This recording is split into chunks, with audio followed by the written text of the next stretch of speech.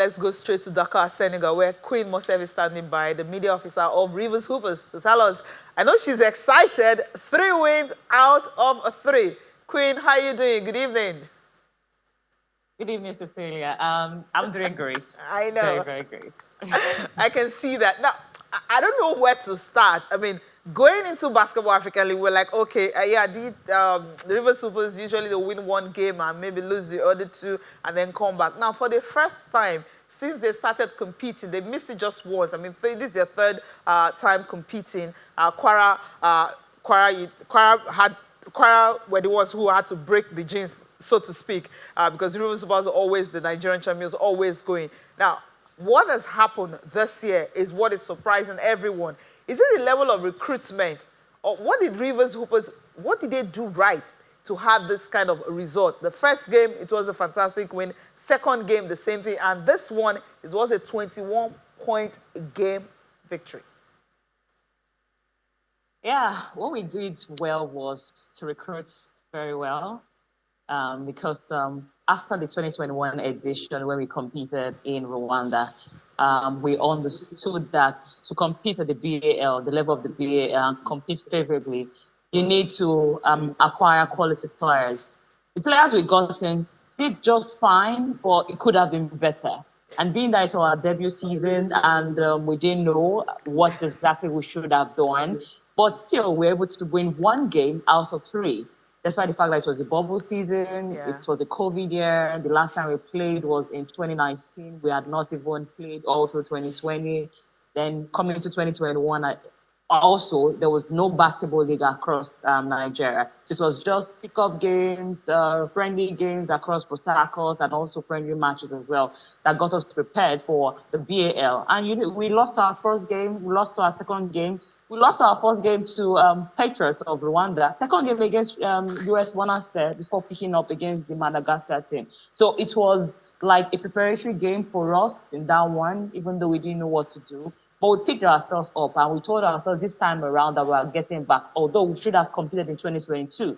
But because of the old basketball tussle in the MBBF, and we were thrown out by FIBA because the ministry had got involved with the league at that time. So, but back in the BAL, we're very excited to compete.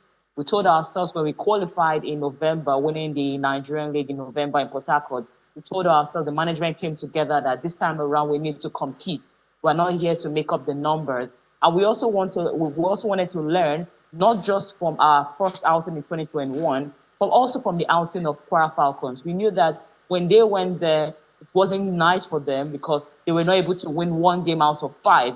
Compared to our own time, we were able to win 1 out of 3. So we learned from their own mistakes, from our own mistakes in 2021. And now we told ourselves that this time around, we're going to do better. And that was why, recruitment-wise, preparation, we had to do better. So we had to put ourselves together. What kind of players are we bringing in? Look, what are the areas we need to beef up? We needed a natural, we needed a wonderful point guard, and that is why you're seeing the presence of Will Perry, the quality of player that he is. We looked at the number 2 position. I know that we have good shooting guards, but we needed also a combo guard as well. And that's why we brought in Kelvin Amayo. We also looked at the center position. We needed a center. And that's why we went for Peter Olisemeka, who is a Nigerian, even though he had not been in Nigeria for the last 5 years. He has played across Romania, Turkey, and the rest like that. Good enough, the BAL also gave us an elevate player. Remember that they tried to add NBA Africa Academy players across all the 12 teams. So the player they added for us, David Ike, also a center player. So adding a couple of this, then John Wilkin, all these players put together were players we needed. Not to forget Divine Ike, who was on fire for the D Tigers in February at the AfroBasket in Tunisia. So when we looked at all these players together, we said, okay, these are the quality players what we want. Not just quality also, we wanted players who are humble, who will be able to mingle with the local players. There will not be any form of segregation. There will be chemistry within them, off and on the court. They'll be able to blend enough. And also we needed time for preparation. And that was why most of them joined us a month before we got to Dakar. So preparation was key. Recruiting quality players was also key. I know a lot of people were like, have been like, oh, we've not had a league. since November. How come we're able to do that? But the way the BL works, you have to infuse 4 or 5 foreign players or foreign imports to your team. So, but you now will now know how to put this player, how to infuse the local guys as well as the foreign imports together. So we understand that our foreign imports, most of them... We need to go on a break. So we'll get back to you after this. Welcome back. So let's take a look at how the team were able to get this far. Talking about, you know, their opening game was against AS Douanes, the home side. I mean, let me quickly ask you, when you're playing against a home team, you know, the crowd and the Senegalese fans, we know what they can do when they come out to watch basketball. I mean, we have more than 8,000, you know, watching from that arena, which was fantastic for the home team.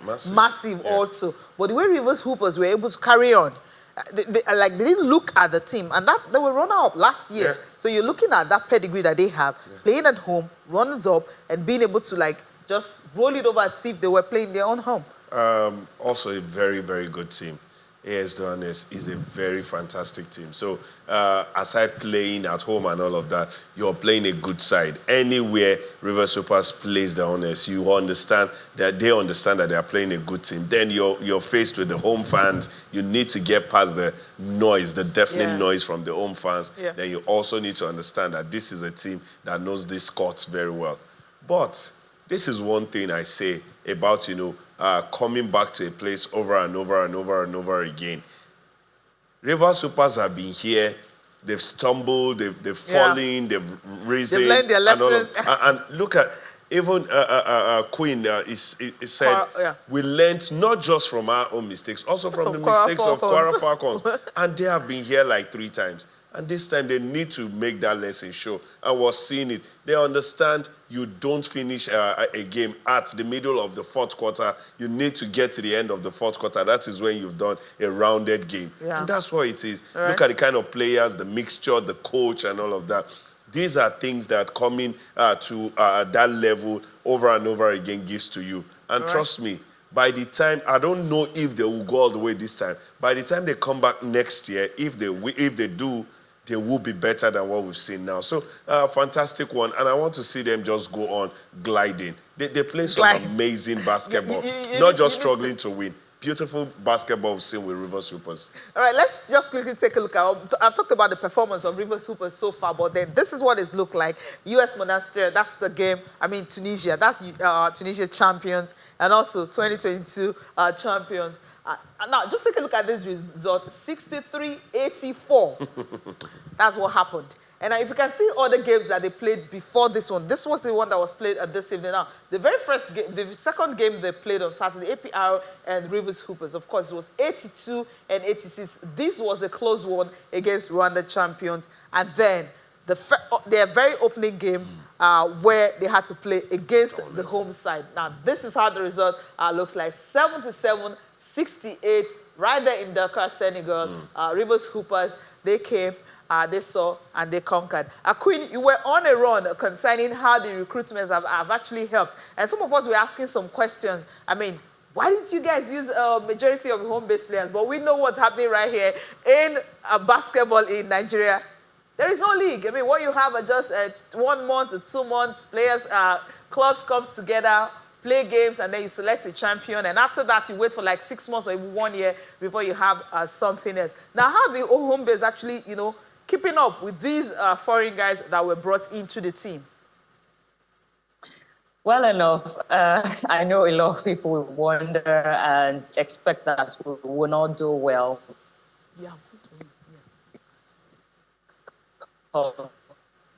We don't have a league. Last time we had Euros, where you have to add 4 or 5 recruits, especially foreign players, 2 from outside Africa, maybe 2 from within Africa, and then diaspora players. It could be from Nigeria and all of that.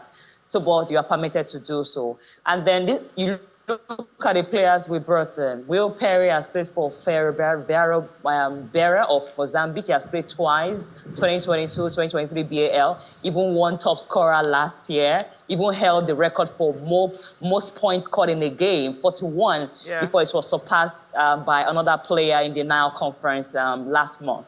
You look at John Wilkins and Kevin Amayo. These 2 players played for Stade Malien.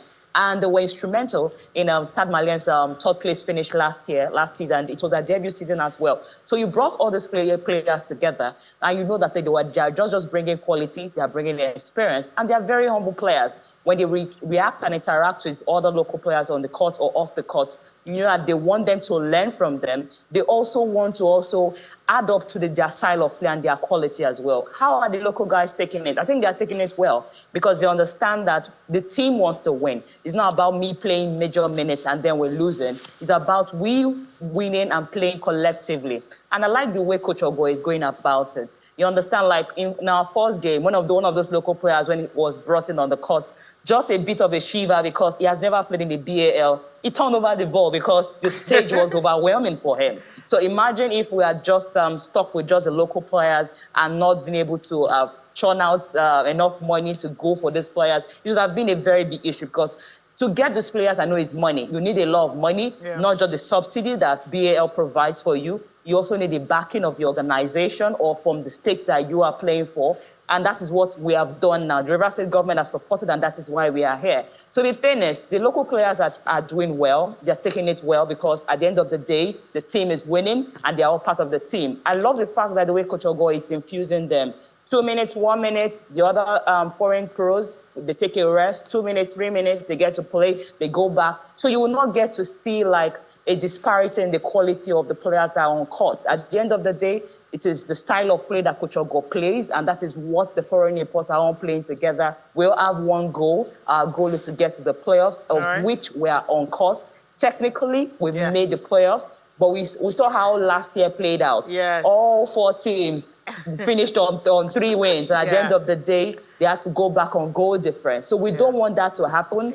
We've won 3 games. We want to win more. If we get to win 4, good. If it's 5, good. But our target is to make the playoffs. And I think we are on course. We are 1 leg into Kigali. We just need to finish the job. So, but credit to Coach Ogo and the coaching crew who have made sure that these players, the foreign guys and as well as the local guys, there's a blend between all of them. The local guys cannot really play at this top level. Some can, but the level that we are in, Coach Ogo will have to find a way to infuse them. You can't completely let all the local guys be on the court because you look at it, we've not played since January. The only competition we played was the Louis Edem, which quite helped us because that was our preparatory tournaments ahead of the BAL. So, but aside that, it was just normal playing ourselves. We played against Hoops and Reed, then playing some free friendlies against some Port Harcourt-based sides in Port Harcourt. One side that we've not had enough. So, but I'm happy that the players, the foreign imports, got in quickly, got in early.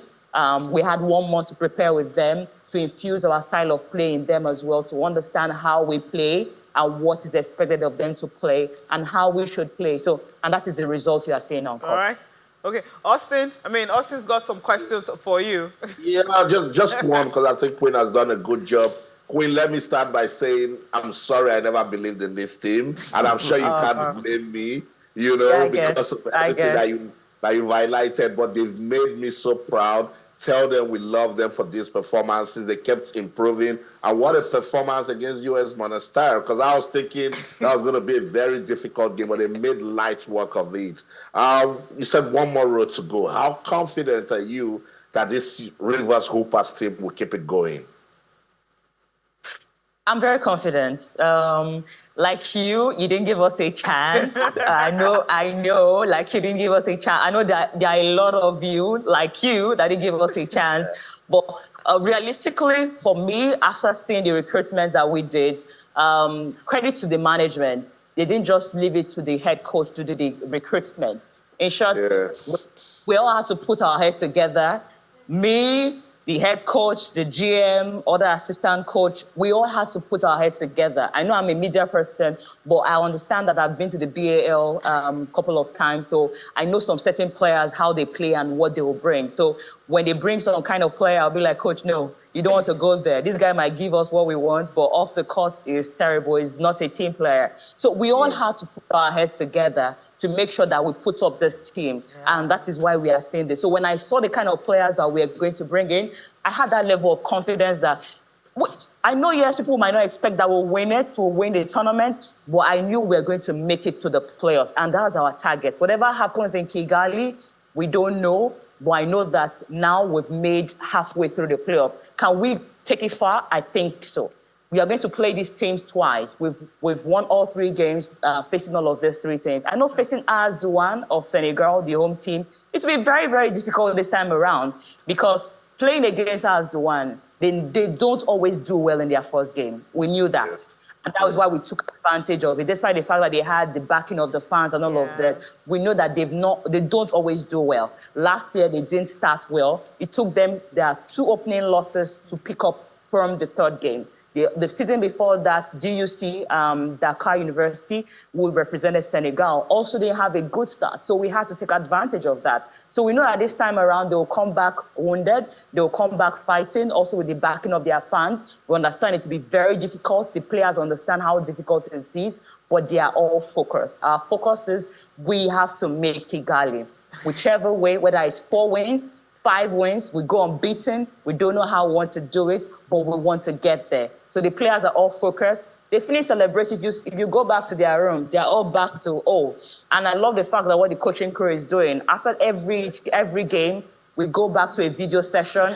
We try to watch our mistakes, the players' mistakes of the previous game. So there's always a video session outside the fact that they go on practice session. So we look back at all the mistakes that was done in the previous game, of which they'll be doing that later tonight ahead of the next game. So they are focused, they are prepared, and they are ready to go. These players that I see now, they are not ready to back down. They want to go ahead. And for that game against Monastir, if you remember in 2021, Monastir defeated us for over 19 points in that game. So we have that in mind that these guys knocked us off in 2021. We are also wounded. We have to take back our pound of flesh. We have to do it now. This time around that US Monastir are a bit shaky. They are not as dominant as we used to see that fear factor.